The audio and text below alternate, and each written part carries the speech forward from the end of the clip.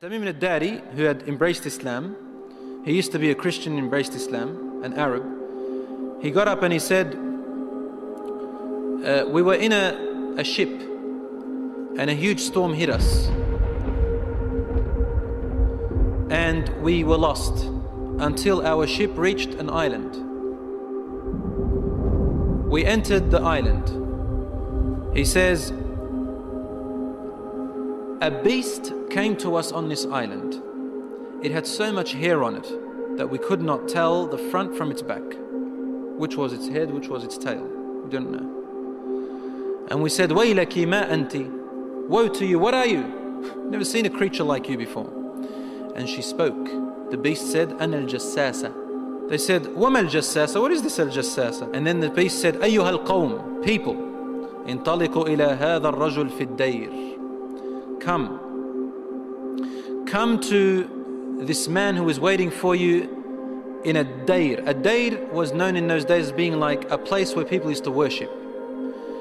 And he said, there is a man who is waiting for your news anxiously. They said, we ran away from the beast immediately thinking it was a jinn. We entered this hut that was set for worship. And suddenly we saw in front of us a person, a man who was the biggest in build that we have yet to have seen. His arms were wrapped to his neck with chains like this. And his head and arms were also chained together to his knees, to his legs, like this. So he can just look up. And he's chained up really well, couldn't move. We said, what are you? And he said, you are able to hurt me because I'm chained up. So it's my right to ask, who are you first? They said, very well.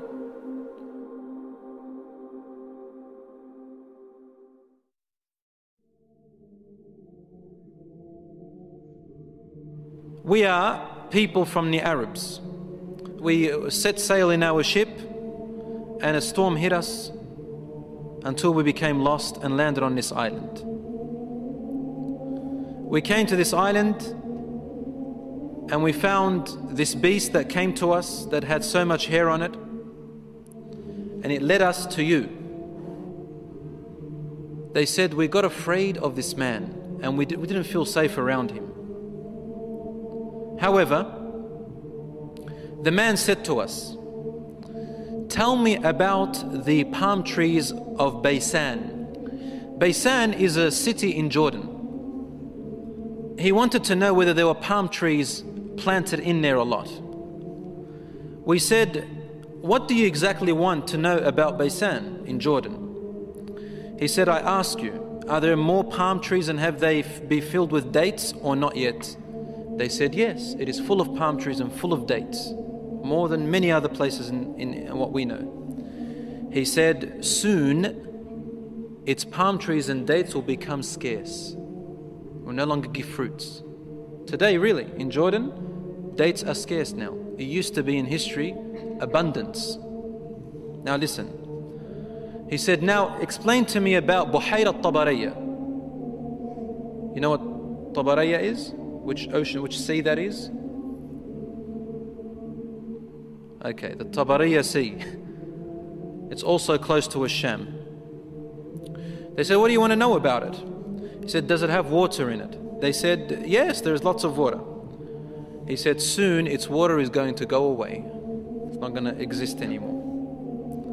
And truly today, the water has gone drier than before. Then he asked them, he said, tell me about Zaghar fountain. Zaghar fountain, probably about 3 days journey if you wanted to walk away from Jerusalem, Bayt al-Maqdis, that's where that fountain is. So basically in what we call Israel today. They said, what do you want to know about this fountain? He said, well, is there a large fountain and do people plant a lot of vegetation around it and it gives a lot of water yet? They said, yes, it's got a lot of water and its people plant a lot. Tell me about a prophet who is ummi, who is illiterate, cannot read or write. What has he done? They said he has come out in Mecca and now he lives in Yathrib, in Medina. He asked them, have his people fought him? They said yes. He said, what did he do? They said he was driven out by his own people.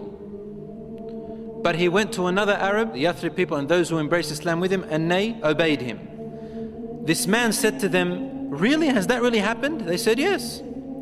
He said, أَمَا إِنَّ ذَاكَ خَيْرٌ لَهُمْ أَن يُطِيعُوهُ.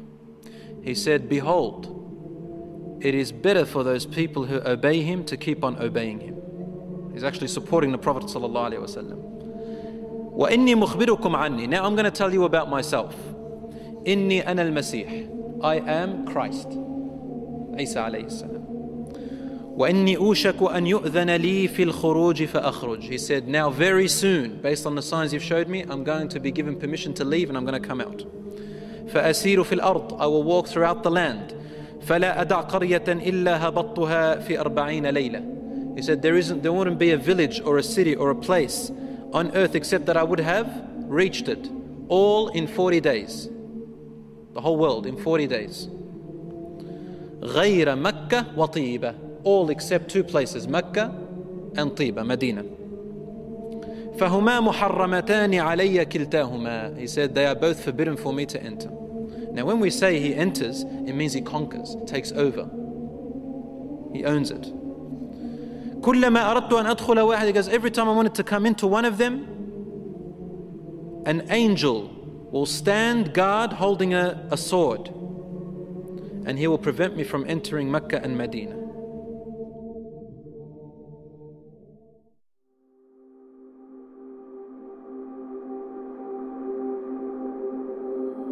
Rasul sallallahu alayhi wasallam started grabbing his stick and sort of he put it close to his hip, sallallahu alayhi wasallam, and then he began to bang, to hit the ground with it like this.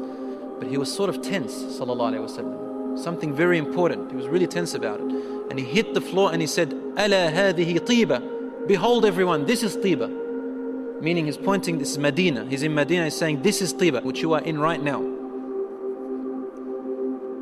He said, didn't I tell you that this man will come out and not be able to enter this land? They said, yes, Ya Rasulullah, because he had told them a lot about it before.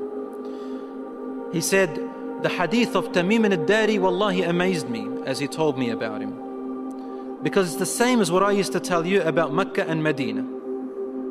Behold, dajjal is somewhere near the oceans, in one of on an island somewhere towards the east of Medina, somewhere there, he said, in one of those oceans. Min qibal al-mashriq ma hu, towards the east somewhere.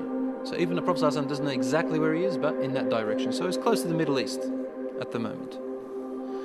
So Allahu A'lam, ad-dajjal will first arise in Asham, in the Middle East area, which gives a lot of sense that the Jews will be the first to follow him because they are waiting for their Messiah to come. They don't believe that Isa alayhi salam was it, and they don't want to accept Muhammad sallallahu alayhi wasallam. So they'll be the first to follow ad-Dajjal.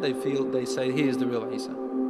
As for the Christians, they believe in the coming of Isa alayhi salam. Because they've mixed up their scriptures, they will think that this is the man. And because he will say, I am Isa, they will ask for him alayhi salam. They will ask for miracles, and he will do these miracles. Some of them won't be convinced. See, afterwards he'll say that I am God. Ana ilahukum. And then they'll say, what proof do you have? He said, only God can raise the dead. He said, okay, what if I raise your parents from the dead? They said, yes, we'll believe your God. So he will be able to get the jinns, the shayateen, to work for him, and he will raise them to become, to look like their parents, and they will speak to them. And so the people, non-Muslim people and the weak Muslims will follow him.